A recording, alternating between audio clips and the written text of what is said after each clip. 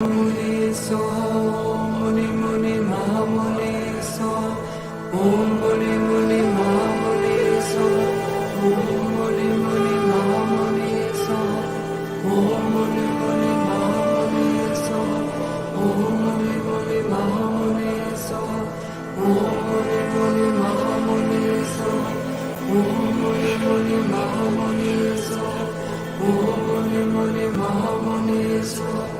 Om Muni Muni Mahamuni Soha, Om Muni Muni Mahamuni Soha, Om Muni Muni Mahamuni Soha, Om Muni Muni Mahamuni Soha, Om Muni Muni Mahamuni Soha. Welcome to the Chötrul Düchen special Global Sangha Practice Day with the Tara Mandala International Buddhist Community. Thank you for being here today.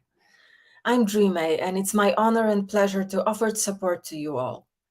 We gather today for a unique occasion. Chötrul Düchen is known as the Day of Miracles.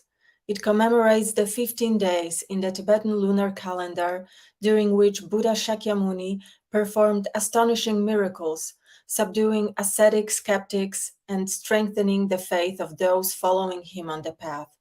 During Chötrul Düchen, it's believed that the effects of both positive and negative actions are multiplied 10 million times. I welcome everyone gathered today, whether in the temple at the Tara Mandala Retreat Center, members of our staff and guests, all leaders of the Tara Mandala Global Sanghas and groups who continue to support Lama Tsultrim's lineage and meet regularly to practice. And finally, all of you who make Tara Mandala your Dharma home along your path.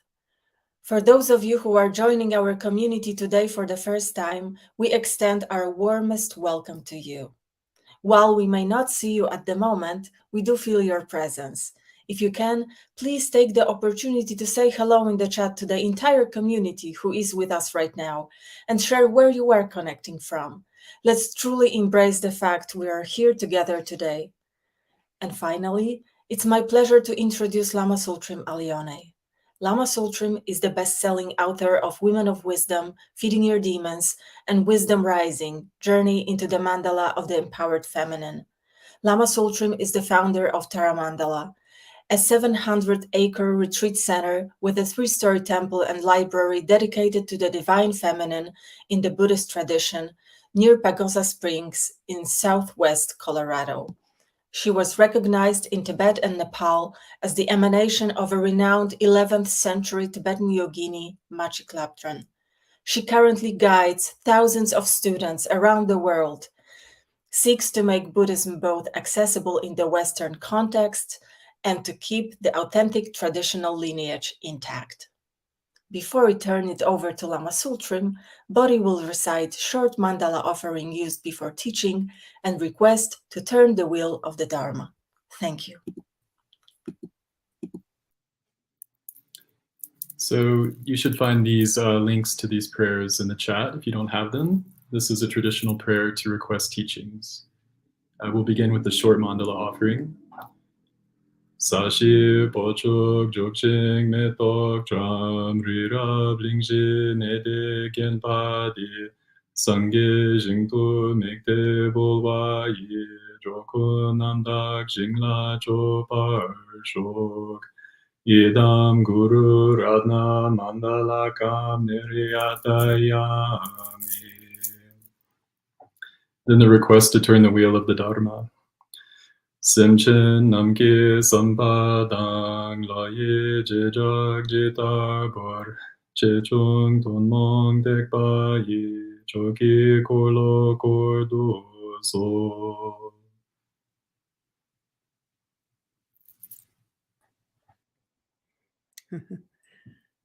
Thank you, Drimé, and thank you, Bodhila. Greetings, everyone, on this most auspicious day. We are gathering from all over the world. So you can see in the chat some of the places: Brazil, Canada, London, Austria, Maine, Crestone. Yeah, many places. So let's take a moment to feel our etheric community, just to tune in and touch hearts with everyone gathered today. And let's generate Bodhicitta, the intention to be together for the benefit of all beings.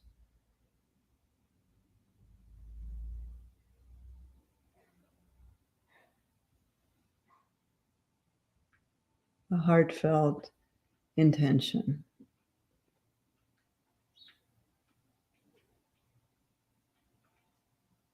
And feel that intention connect with everyone else who's with us today.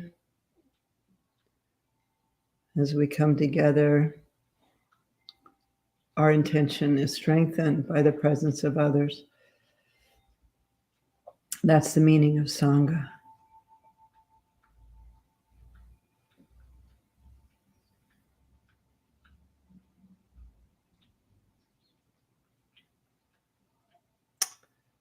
Thank you.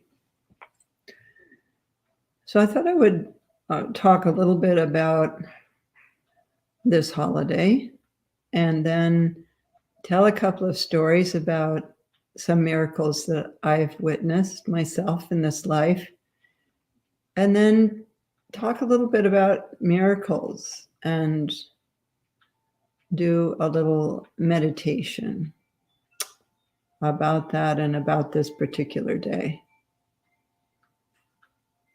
Really, the Buddha tried to not exactly avoid, but he didn't promote miracle demonstrations. And he suggested to his monks not to do miracles, that the attraction to the Dharma and the belief in the teachings shouldn't come through sort of sensationalized miracles. However, there were times when he did manifest miracles because it was the only thing to do in that situation.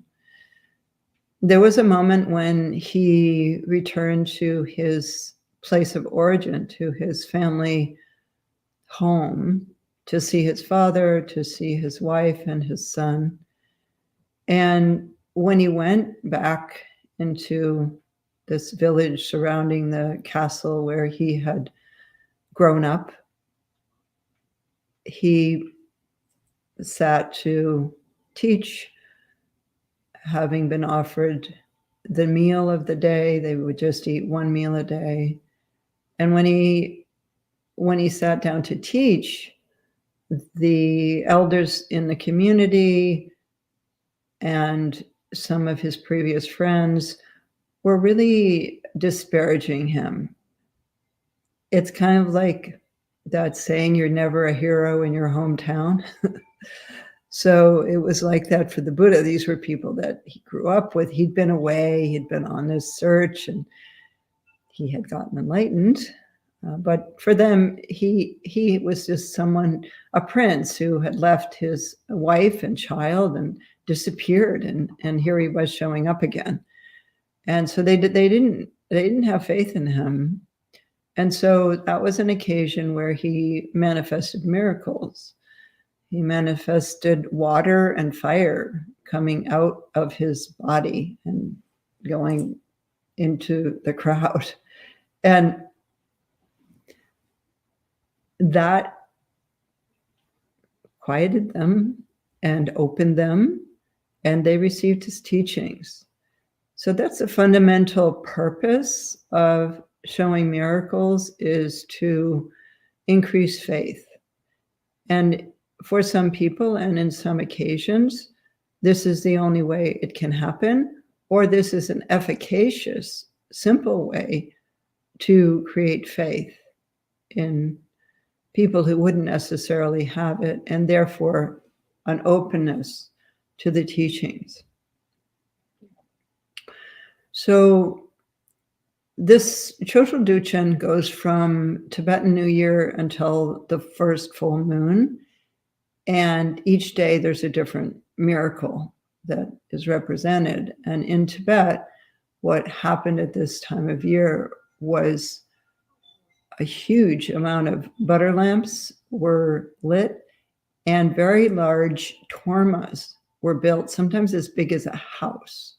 So tormas are basically dough sculptures. They're made with sampa, which is a barley flour and butter and water, and they're shaped. And then these very elaborate butter offerings are made, and coloring is put into the butter, and then it's formed into lotuses and so on.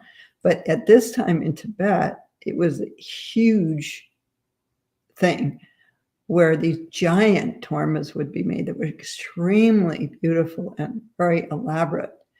And then throughout this period of this first waxing moon, many butter lamps would be burnt, and people would do pilgrimage and go around and see all these different tormas.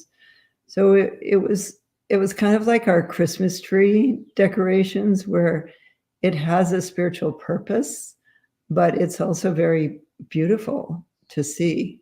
And they could be very elaborate. They could have lakes and houses, palaces, beings, birds, and so on, all made out of butter and dough. And some of the early books about Tibet, where explorers went to Lhasa and they could see these things, they would write about it as the festival of butter lamps, or the festival between Tibetan New Year and this first full moon. So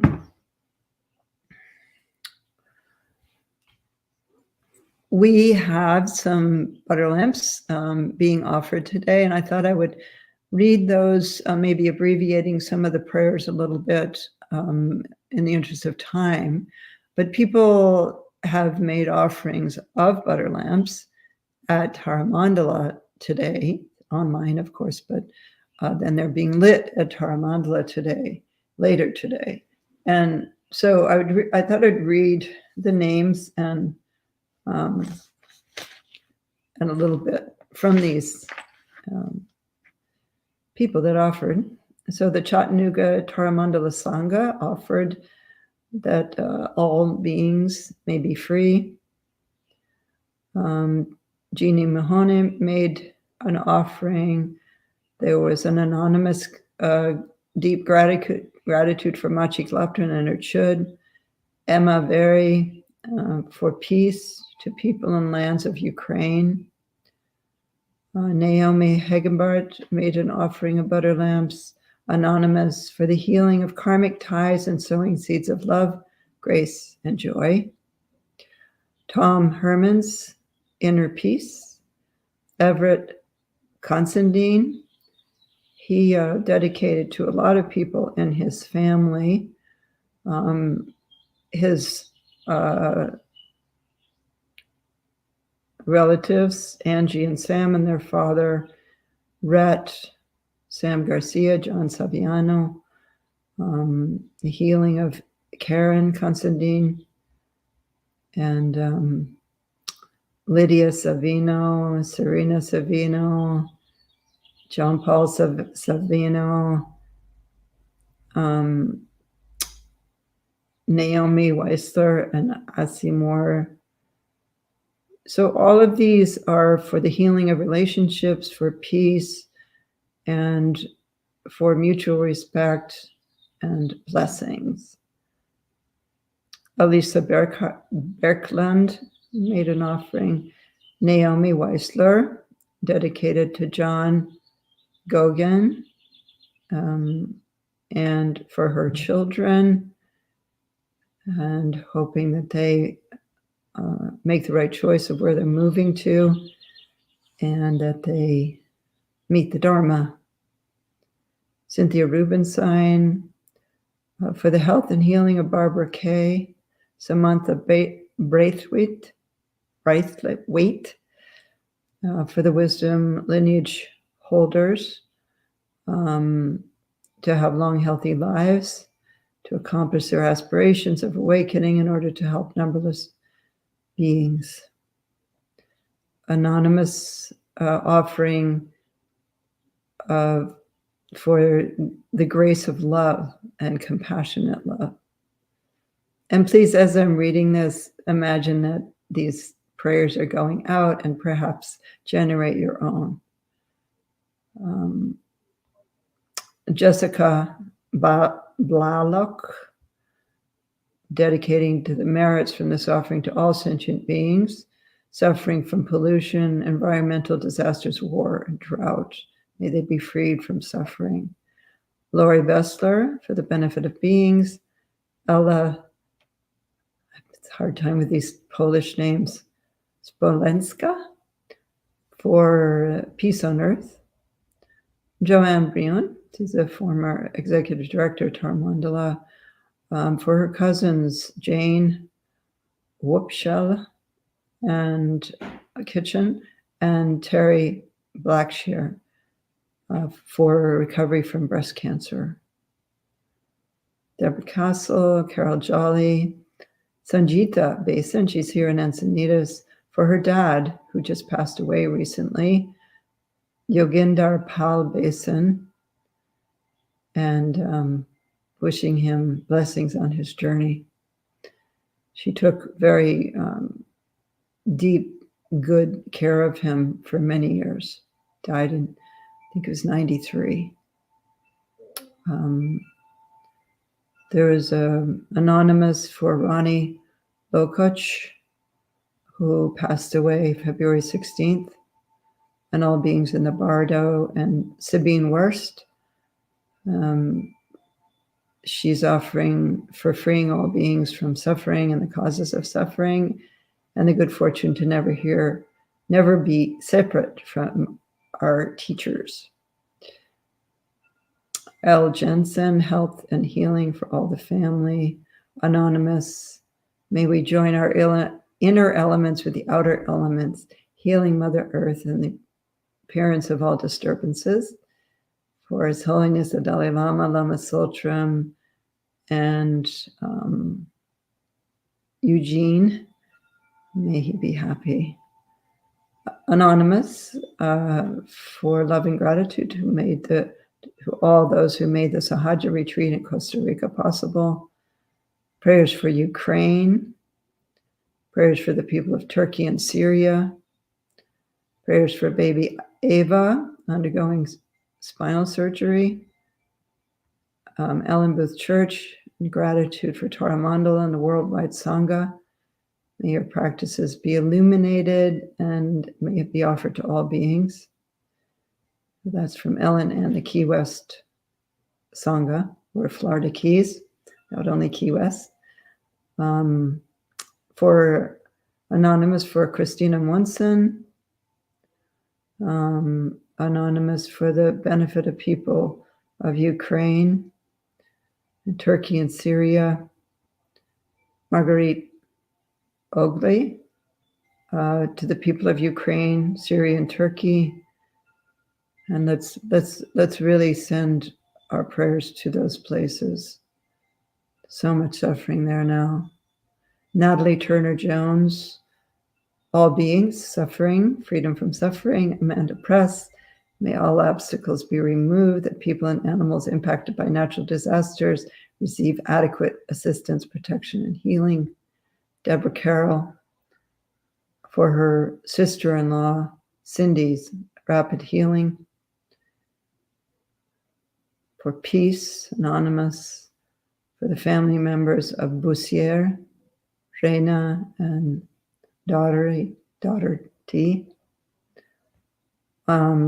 Anonymous for Sister Carolyn in Northwark, Connecticut. Trauma related to health challenges.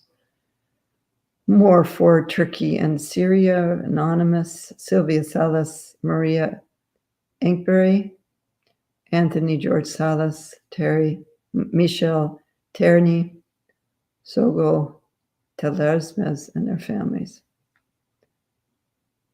And then for Butterlamps and Light for the Fong family, and beings this year of the rabbit. May we be held in the loving presence of the Divine Mother. for the children of the world. Abba Martin Garrido, these are just people that offered and didn't leave a message. Beb Linnett, Anonymous, for Karen, Katmus and family members, Gail Peck, all sentient beings, Kate Greer Dickinson, Anonymous for sickness, liberation, suffering, Trish Morris, to Jim Fortner, her dad who just passed away, for all beings to be healed in all ways, aggression and violence to stop. Anonymous, dedicating these Butterlamps to the benefit of all mother sentient beings. Emma Mamano, prayer for healing of her dog Maverick and comfort for her husband in his anxiety and sorrow. And also for Turkey and Syria, earthquakes. Heather Locke, all beings finding their path, uncovering their true nature, obscurations falling away, and luminosity and beauty abide. For the healing of Kristen G. and Leslie L., the spirit of Mary M., that's Anonymous, Elizabeth Abram, Harmony, healing Turkey, Russia, Ukraine, and for Ricardo Menlo, Paula Anderson, Clyde, Daniel Pierce, William Menlo, blessings in the Bardo for Barbara Hennessy. Katarzina Matriba for world peace and more love and awareness. All those who suffer from addiction, who are committed to recovery. Prayers for Claude Lacan, who passed away February 14th, and Payette, who's going through a difficult period, and all the people in the earthquakes.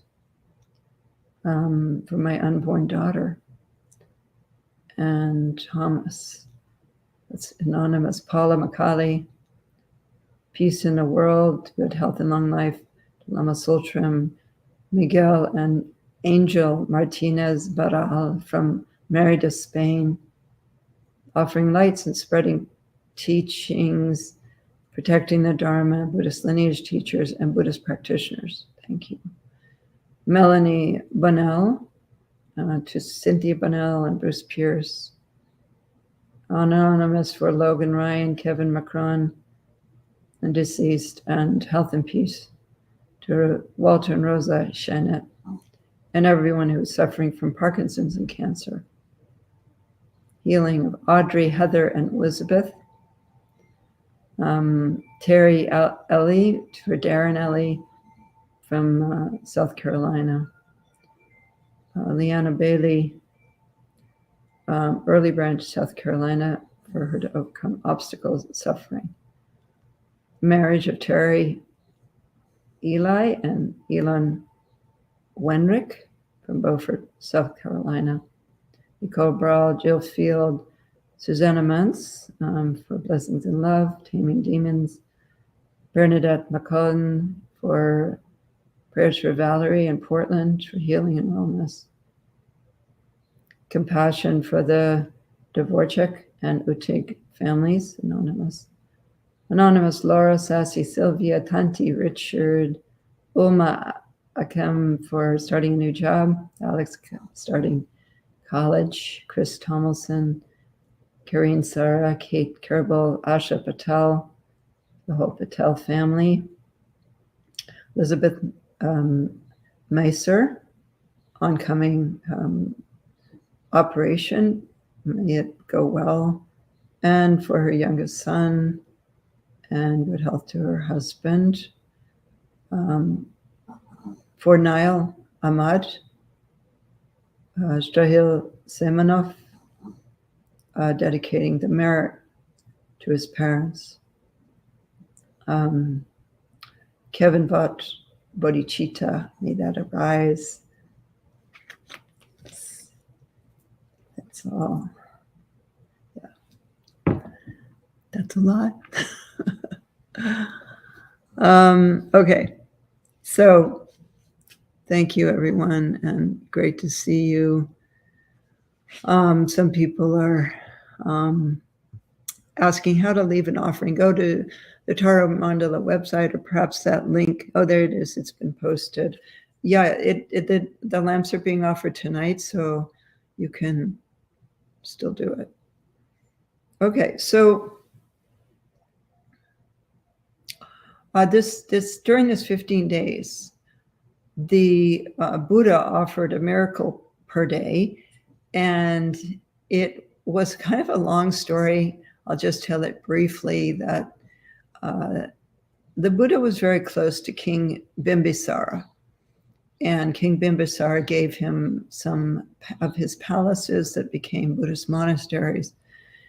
And he had a brother, and his brother had faith in 6 other teachers than the Buddha. And he would say to King Bimbisara, "Why do you bother with the Buddha? These teachers are so much better." And the other teachers thought they were better too. And so they all came together, and they were going to be offering food and teachings. And so in the beginning, when they all arrived first, and they took the high seats, the 6 teachers, and then Buddha arrived with his disciples. And they actually couldn't help themselves, but they got off their high seats and offered them to the Buddha. That was the first thing that happened. And then when they tried to offer these 6 teachers the washing water for their hands before the meal, the water wouldn't come out of the container until it was brought to the Buddha. And then it did. And then everyone else followed. And then when it came time for the blessing of the meal, these other teachers couldn't speak. And so they had to request the Buddha, who gave a beautiful blessing in a sonorous voice. And then after they had offered the food, or they tried to offer the food to the others first, and again, they couldn't receive it. And the same happened after the meal with a teaching where they couldn't speak, only the Buddha could speak. So that was the beginning.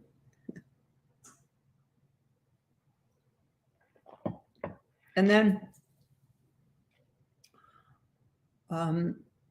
this kept up, these heretical teachers kept up this competition. And so then the Buddha manifested these miracles over 15 days. And each day he would offer something different. For example, he created a lake. He just magically created a beautiful lake. He created some beautiful mountains. He just kept creating these beautiful things every day. And then there was sort of the grand finale where he went into meditation, and first to the east, he had fire come out of his chest, his upper body, and water come out of his lower body, and then flipped it. And the water came out of the upper and the fire from the lower body. And then he did that in all 4 directions. And they say that is a miracle that only Buddhas can perform. And so after that,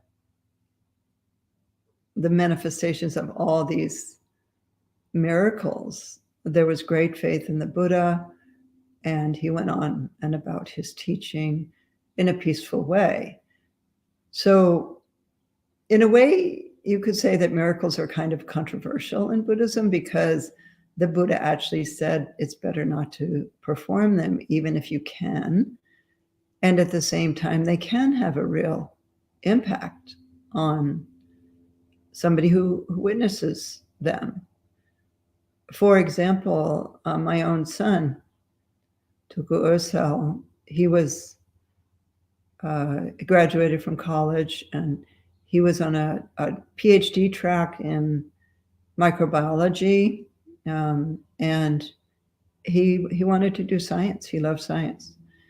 And I was in a year-long retreat, and I had the stone that my Tibetan teacher, whose name I can't say because for his safety, but a teacher from Tibet, had imprinted his hand into a rock, his thumb into a rock. And what had happened was, the previous year, I had heard that he did miracles, and I thought, oh, it would be really a blessing to have something at Tara Mandala that would inspire faith in the people that came here. And so I gave him a small rock about that big, and it had like a natural kind of frame around this rock. And some of the rocks at Tara Mandala are like that. And I thought, oh, that would be perfect. And then there was one day where I thought, oh, I should have given him a bigger rock, or I should give him one. I'd already given that one to his sister. I should give him a bigger one, because then he would do his whole hand. And so we were practicing in the hidden meadow, and I came back, was coming back, and I picked up this other like pretty big rock with a beautiful flat surface. And I thought, oh, this is good. This will be really good, but I don't know if I should offer it, because I already offered that other one. And so we get back to the tent where Rinpoche is, and I say to his sister, I've got a bigger rock. Can I give that? She said, no, it's not good, because you already gave the other one. It wouldn't be auspicious to change it. And so I didn't. And then at lunch, he started kind of singing these Dzogchen songs, and all in rhyme, like probably for an hour. He was doing one metered line after another in completely beautiful poetry about the primordial state. And we were just listening. He didn't allow any recording. And then he said to me, do you think I'm a druptup? Druptup means a siddha, like somebody who can perform miracles. And I said, I do, Rinpoche, I do think you are. And he said, oh, no, I'm not a druptup. No, I'm not. And then it's kind of like laughing and kind of rocking back and forth. And then he had the rock in his hand, and I was like, oh, maybe something's going to happen. And then he said, go get people with faith. And so I thought, okay, how do I tell who has faith? And so I went, and this was when we just had an outdoor kitchen. I went up to our outdoor kitchen, and I gathered probably 20 people who I thought had faith. And they came down to this tent where Rinpoche was sitting outside, and still had all the dirty lunch dishes on the table. And then he had the stone in his hand, and he was kind of rocking back and forth. It's very joyful. And then he said, oh, it would be good if they did prostrations. And so I suggested to them that they do prostrations. So you can see what's happening is he's creating this opening of faith, because it's in the space of faith that this happens. And so they were prostrating, and then they were finished. And then he just had it, and he kind of was swinging it back and forth, and he had his thumb on it. And then he sounded very loudly some sheath syllables, and he kind of pressed it. And then he looked at it. And then he showed it to me, and it had his thumbprint in it, like butter.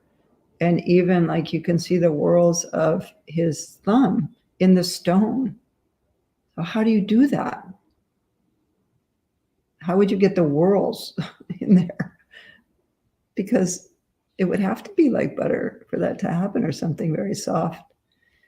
So, and then he turned it over, and where his finger would be, it was kind of scorched. It looked like the stone was scorched, and you could see the imprint of the finger. And he said, oh, the finger didn't go all the way in. There was somebody here without faith. And of course, everyone was like, oh, I hope it wasn't me. But in any case, then he said, I'll bless everyone with it. And so he did.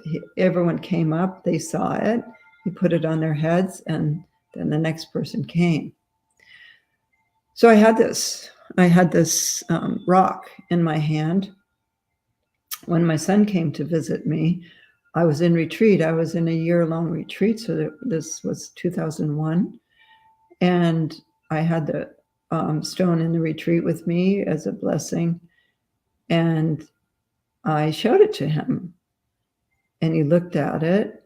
And then he was a scientist. So he kind of knew what would have to happen technically, sort of physically, for that to happen, like how the molecules would have to move, and the density of stone, and it just kind of blew his mind. He didn't know where to put it in his science mind, and it turned his mind to the Dharma. It wasn't the only factor. There were other things that happened in his life that turned his mind to the Dharma. But seeing that miracle had an impact on him because of his science background, and knowing what would have to happen for that to happen. And so that's a good example, I think, of why do a miracle. And Adzim Rinpoche actually does miracles fairly frequently. And so there's lots of stories like that. I had another experience myself when I was a nun, and I was living at a stupa, and it's Swayambhu Stupa. And it was one day in the summer. I think it was an auspicious day. I can't remember what auspicious day it was, but perhaps a full moon when the Buddha was enlightened. And a monk came running into my room, and I was living up there next to the stupa, and he said, eat this. And he showed me this little white thing in his hand. It looked kind of like a little pearl. And so I ate it. And then he said, okay, well, since you've eaten ring cell, then you will be freed at the end of this life from samsara. And I was like, what's ring cell? And what is this? And he said, come with me. So he had a bunch of this in his hand. There were these they looked almost like little styrofoam balls. And we went out by the stupa, and all the monks were crawling around the ground, including the Lama from the monastery, who never left his room. Were crawling around on the ground, picking up these little things. And what was interesting was there were tourists that were there that were just walking by. It was literally like they didn't see it. So you had to have a certain karma to be able to perceive what was happening. And so everybody was getting these in their hands. I looked and also found some of them. And so what those are is it's called ring cell. And they come out of the body of Buddhas. Often at the time of cremation, they will appear in the cremation fire. And sometimes they're colors, like I've seen some from my teacher, Abu Rinpoche, and they were like bright blue and red and yellow and orange and green. And those were actually kind of bigger than these that I saw by the stupa. And then some of the ones I saw by the stupa were big, like the size of a big pearl. And they had bumps on the side. And they said, oh, that's an amma, a mother. And those bumps on the side will become new ones if you keep them in a pure way. And so the monk gave me some saffron in a little bottle, and I put mine in that little bottle, and I had an ama, and my ama had babies. And so I still have some of those ring cell from that time in a gao that's on my shrine. And so that was my first experience with a miracle. And I didn't really even know what it was until it was happening. So I've had different experiences like this over my lifetime. I asked Sogen Rinpoche, who was just here, had he seen any miracles? And he thought for a while, and he said, yes. My teacher, who he calls Lama Rinpoche, but his name is Khenpo Munsel. He's a really, really great Dzogchen master who was imprisoned by the Chinese for many years and tortured in prison. And then Sogen Rinpoche met him after he got out of prison, but he didn't live that long because of what he'd gone through in prison.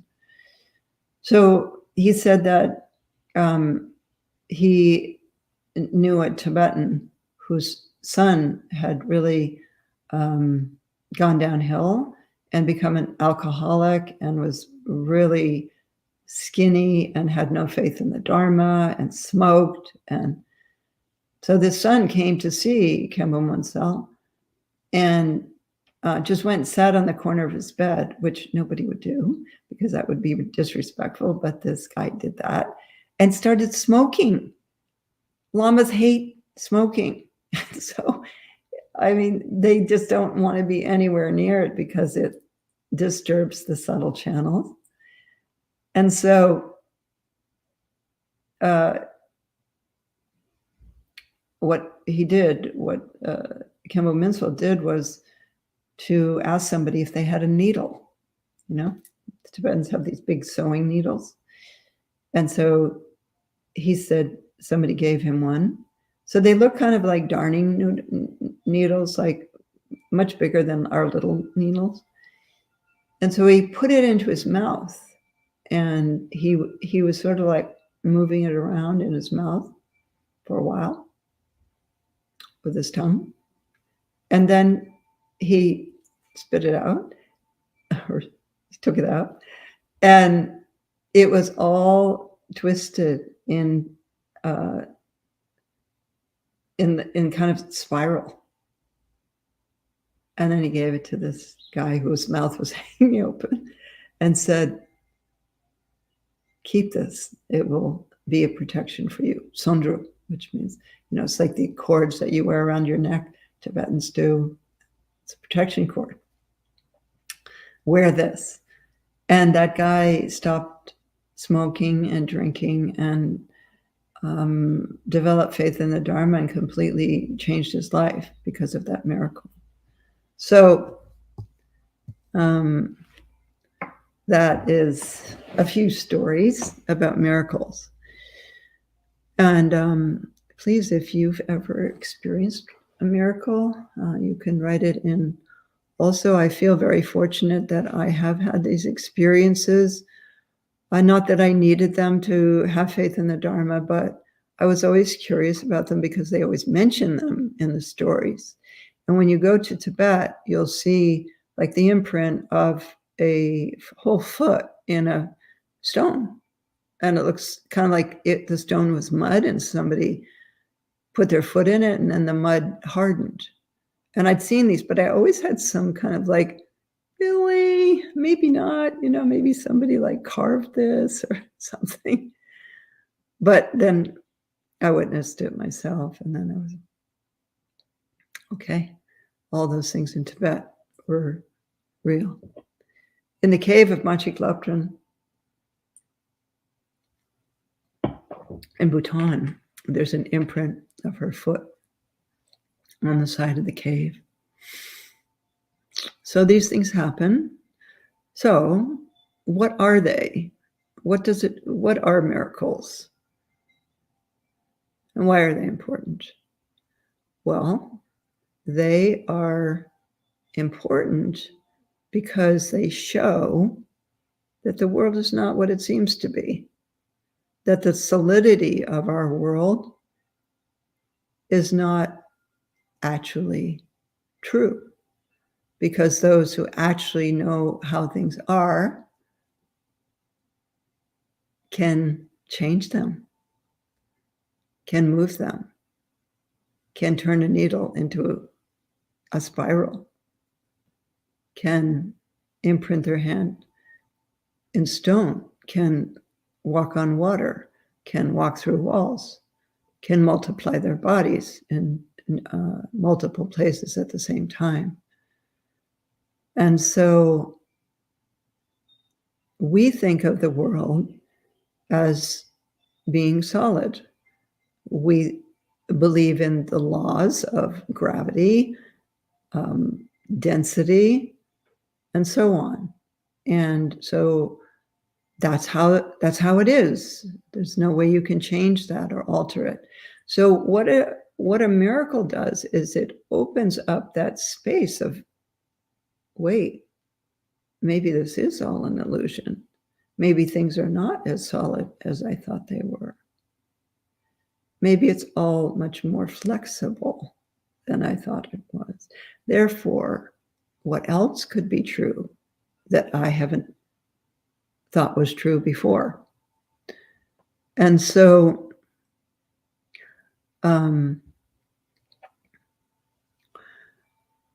I would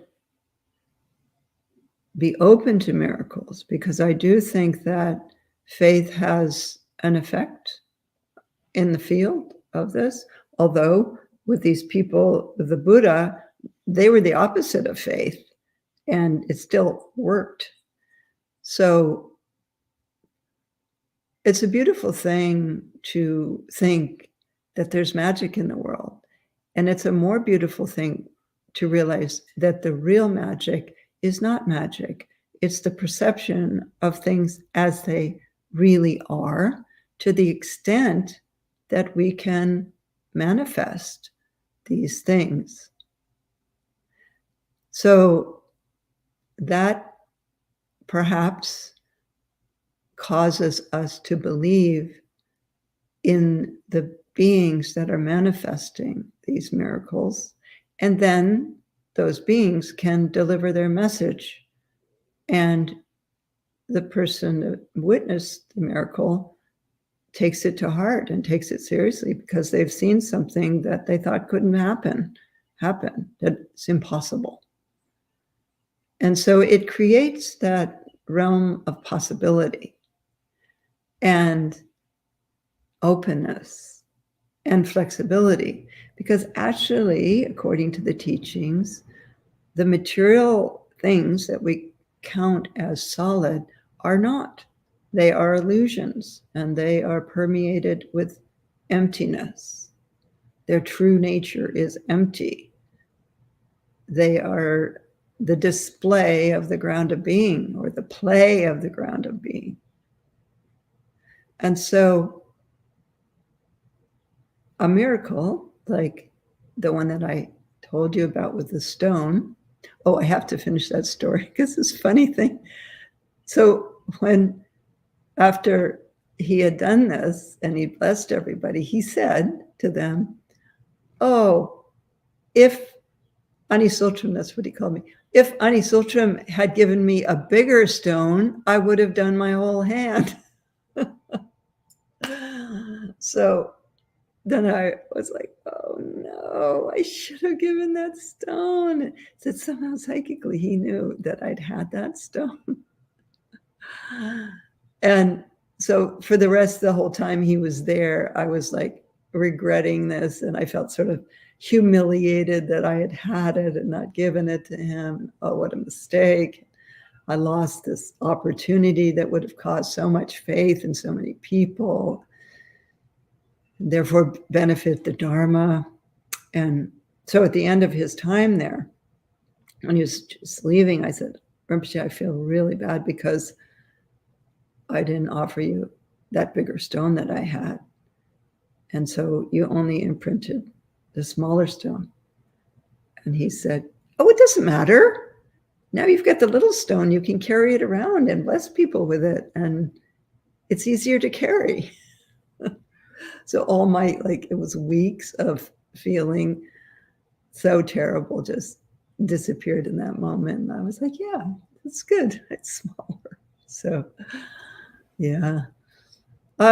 We bring it out sometimes and show it to people and bless people with it, like at the end of Drupchans and things like that at Tara Mandala.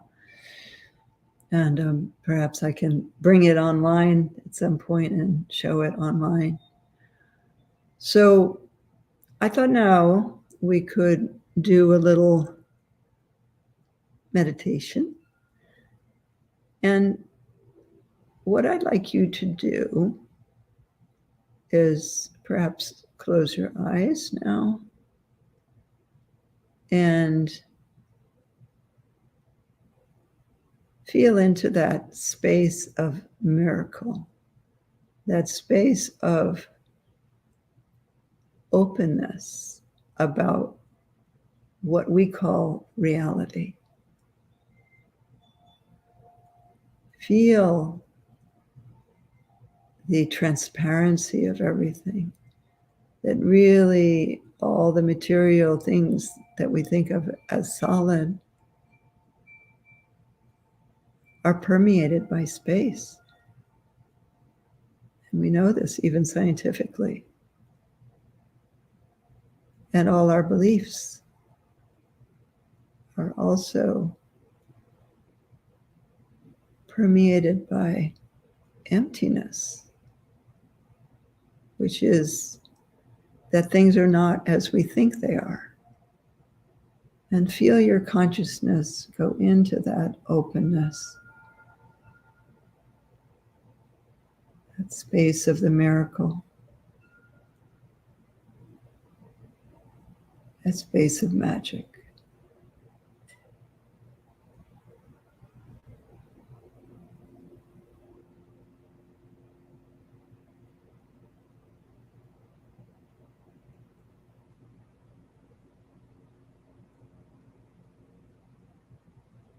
The freedom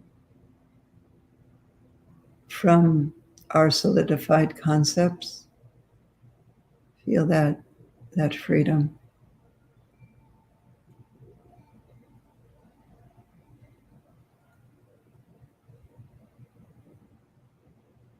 The liberation that we experience when we let go of fixation.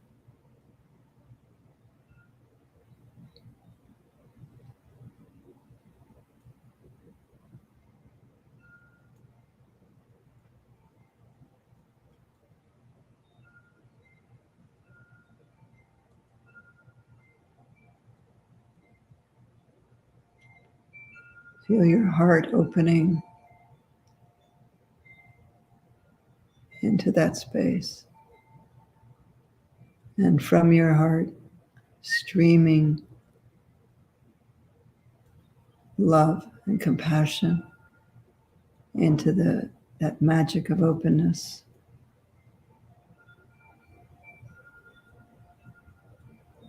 Coming out from your body in all directions, from behind to your sides. Just as the Buddha sent water and fire out of his body, sending love and compassion out.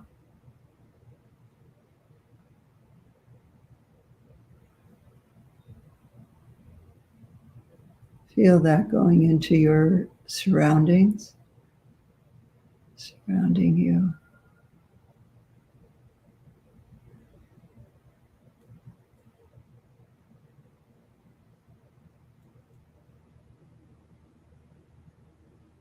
And out beyond your immediate surroundings to all the beings around you.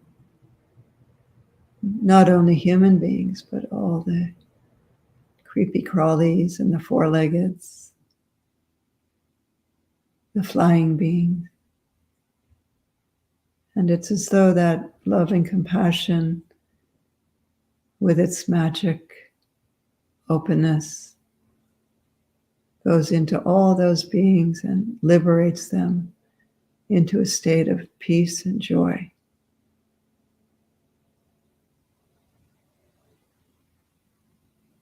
Compassion is the real miracle. And then out beyond them to the whole area that you are in right now, whether you're at home or somewhere traveling.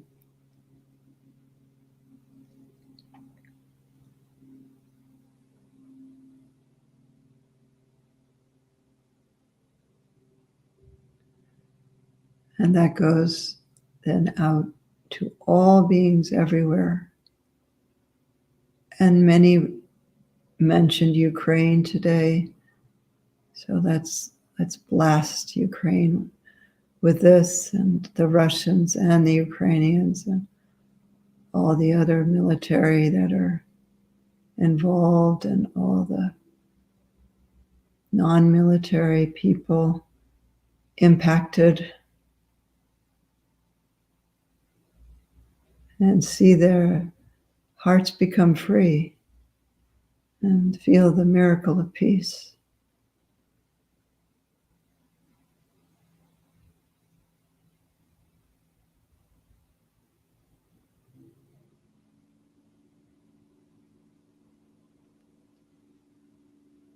And then into Turkey and Syria,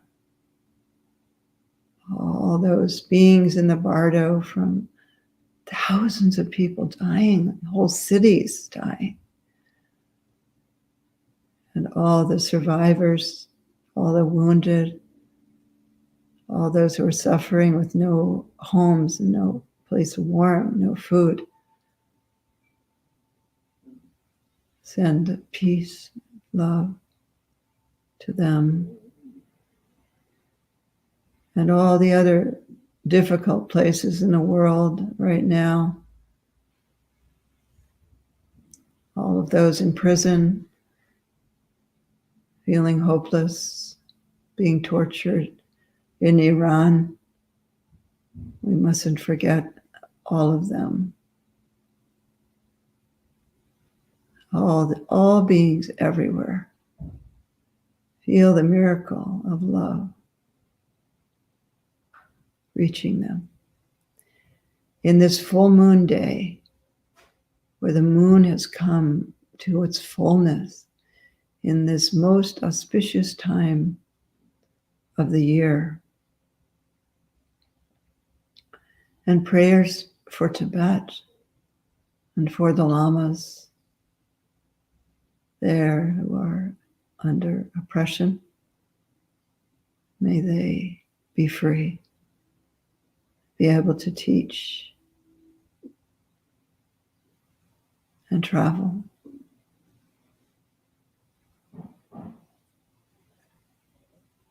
And to all the Uyghurs in Western China,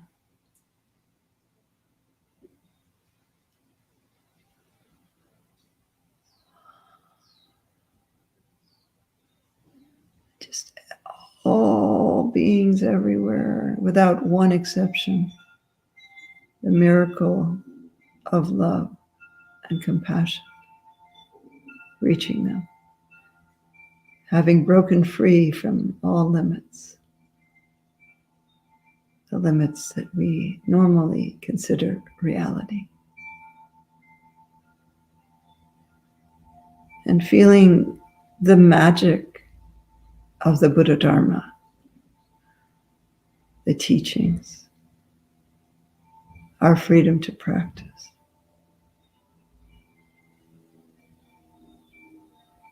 Gratitude for all of our teachers and all of our sanghas.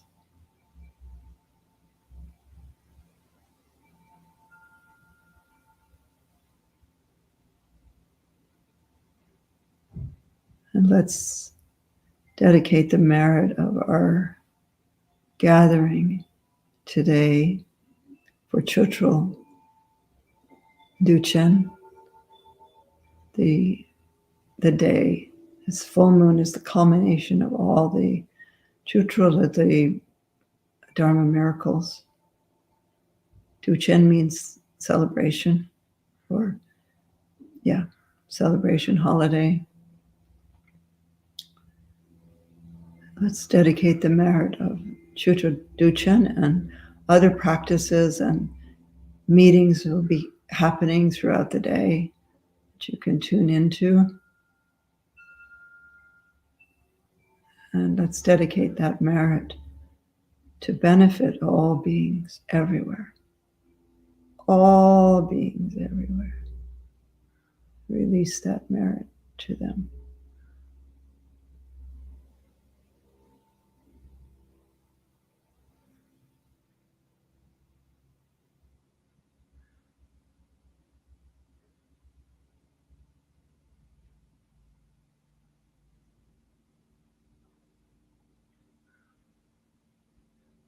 Give it all away.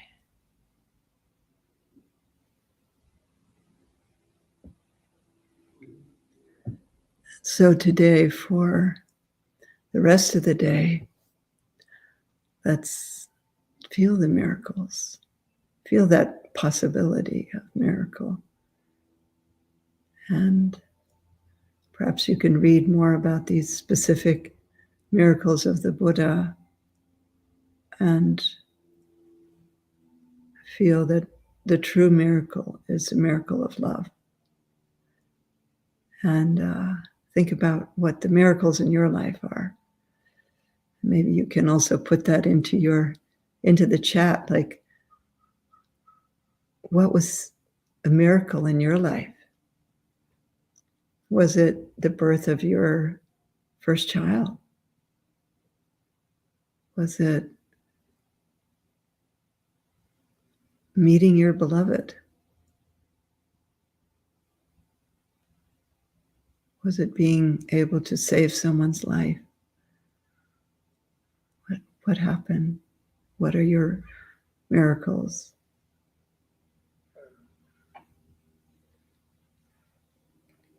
Finding the Dharma, yeah. Stable health, yes. Yeah, the birth of your 2 children. Yeah, I feel that way too. My mother's love, that's beautiful. I hope my children feel that way too. Finding the Dharma, yeah. You know, as many of us are Westerners, and as Westerners, like where I grew up, there was no Dharma in the 50s and 60s. There was no Dharma. Now there is. That's a miracle that the Dharma has come to the West. And the teachers that make this available, yeah.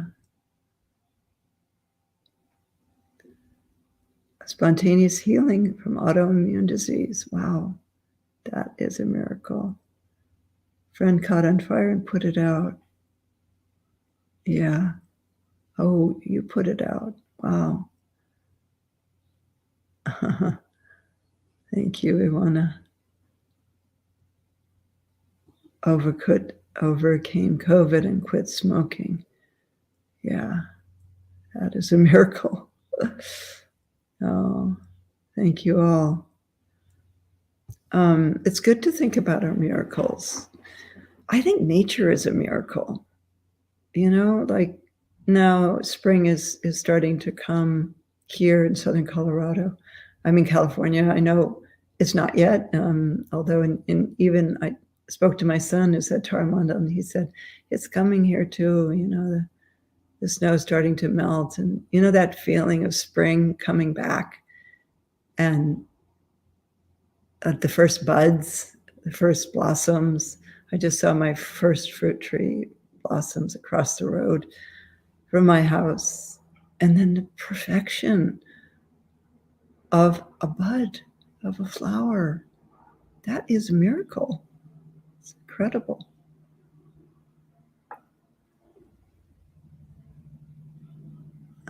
Somebody's offering a Tibetan prayer. Thank you, Pimpa.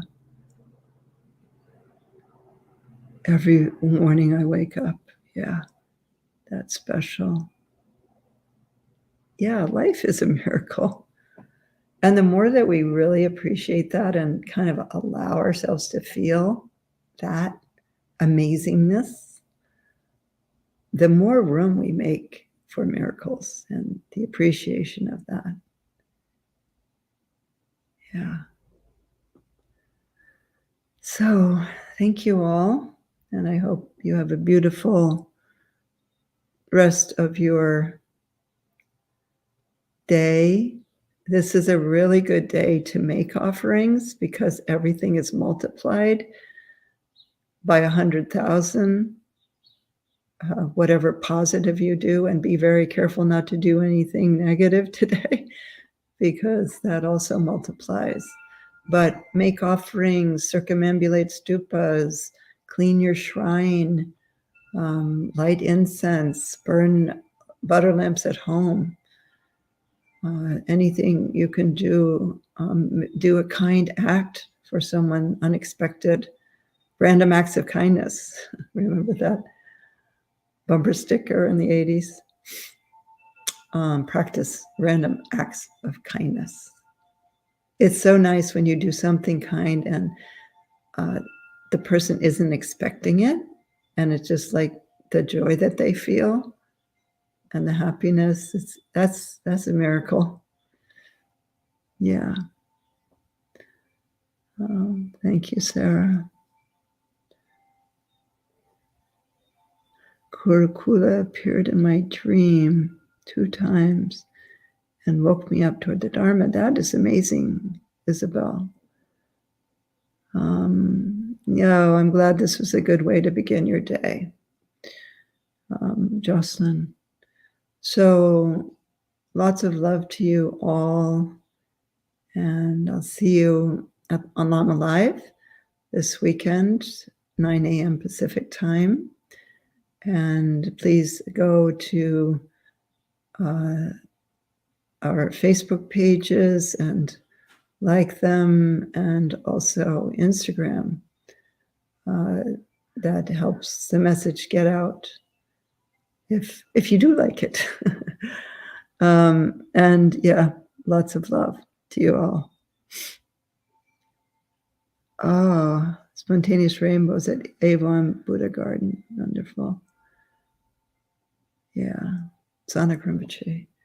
All of our teachers. Okay, lots of love, everyone. I got to read one more. Finding my biological family and my mother giving me a Kala chakra pendant, not knowing what it is. Losing it at the art students, I think that's probably League in New York, and he finds it to please return it.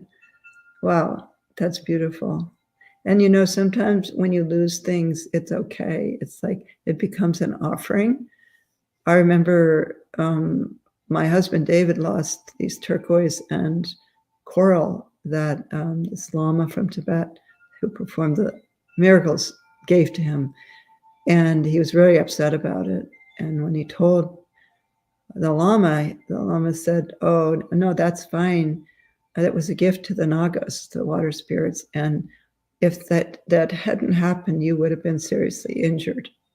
And it was a very rough ocean in this particular place. So let it go.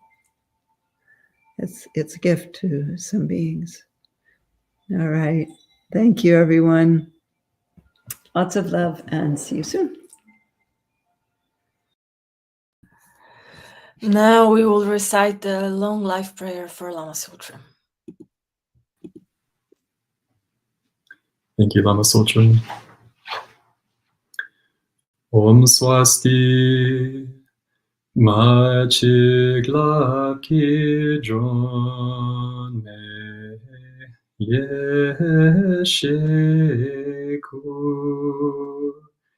Jezun Kate Chodyo Zozema Jetsun Lama Tsultrim Chodron Chod Kutse Takten Zedren Ge Gyorji Thank you very much. Thank you, Bodhi. And thank you so, so much, Lama Tsultrim, that we could celebrate this sacred day of the year together this beautiful way. May you come back again and again to teach and guide us. And may your life be excellent in every way. And may your awakened activities spread and flourish. Thank you, dear community. Your presence here in honor of this special occasion matters so much. And for this, we bow to you all. Thank you. And like Lama said, I would like to encourage you to join our live stream meetings with Lama Tsultrim and other guest teachers on Lama Life live stream event, where we gather as a community for meditation and teachings. This event can be viewed on the Lama Tsultrim Allione Facebook page, the Tara Mandala Facebook page, or the Tara Mandala YouTube channel. It's open to all and free to attend. There are also many opportunities to connect in learning and practice through online programs being offered by Tara Mandala, which you can explore on our website. And joining our mailing list is the best way to stay informed about our upcoming offerings. At the link in the chat, you will find links to our global sanghas. If you haven't connected to any of them yet, we highly encourage you to do so. Remember, you can engage in online group practices offered by these sanghas, no matter where you are located in the world. That's truly fantastic. And lastly, please remember that we have a dedicated space to connect called the Tara Mandala Community Network, which is a place unlike any other. If genuine connection with the members of our Sangha is of interest and need to you, you are welcome to come and join us there. It's important to recognize and appreciate how unique this opportunity truly has been to come together in this virtual way to be with each other today. May your practice and commitments remain firm and your heart of compassion radiant. May we meet again and again on the path, and may all beings benefit everywhere.